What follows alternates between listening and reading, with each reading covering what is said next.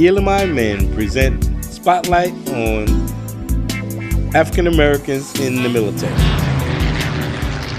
Fighter pilots like to fly low and fast. We were the original Top Gun.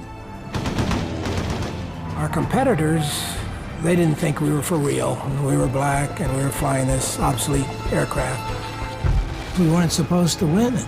We had heard that there was no official recognition. We were trying to right a wrong that was over 70 years in the making. You put your mind to something, you can accomplish it.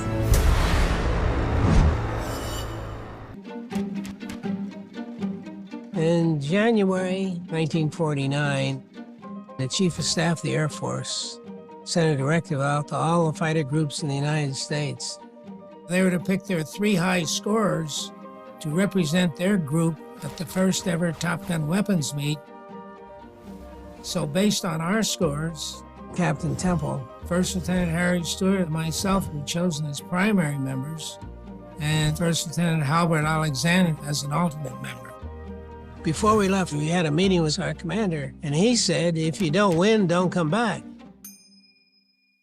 We as a race of people weren't expected to do anything. Everything was negative. The only thing left for us to do is go out and win this meet. The weapons meet was held at Las Vegas Air Force Base, known today as Nellis Air Force Base. The competition consisted of aerial gunnery, panel strafing, dive bombing, skip bombing, and rocket firing. Our competitors were flying the P-51 and the P-82, which was the latest things in the Air Force inventory as far as aircraft go. They were lighter, do tight turns, and that's what you need when you're doing air-to-air combat.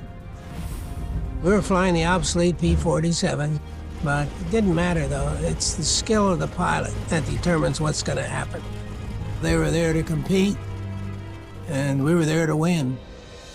The first day we have aerial gunnery, the tow ship towing a target. We didn't have any gun sights, so you use the nose of the aircraft. You put your nose in front of the target. How far in front of that target do I put my nose? That's the key. You squeeze your trigger and you target, and the bullets meet at the same time out in space. You give me a job to do, I go and do the job. The next day, panel strafing.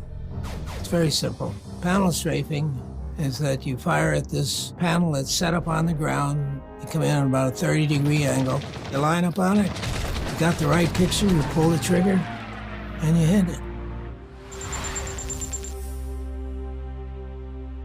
The next day we have dive bombing. Dive bombing, you come over your target about 12,000 feet, roll it over, drop straight down, line up on the target, release your bombs, and pull out by 2,000 feet.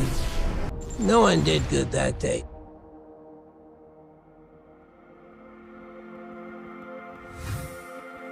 Now, the next day we have skip bombing. Now, skip bombing, you come in very low to the ground, your propeller clearing the ground by about a foot, and you're so low that when you release your bombs, they don't have a chance to nose over yet, so they hit flat, skip through the target. What I did, come up on the target. When the target went below my nose, I released my bombs. It hit the ground flat, skipped through the target. We had a perfect score, 6 for 6, each of us. The next day is our final mission of rocket firing. My vision is the target, and that's it.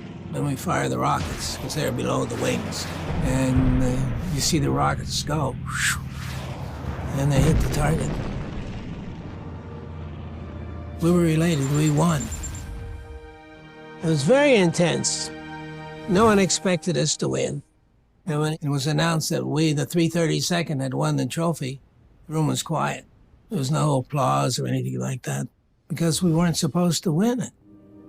Little did I know that this was the last time the public would see the trophy for 55 years.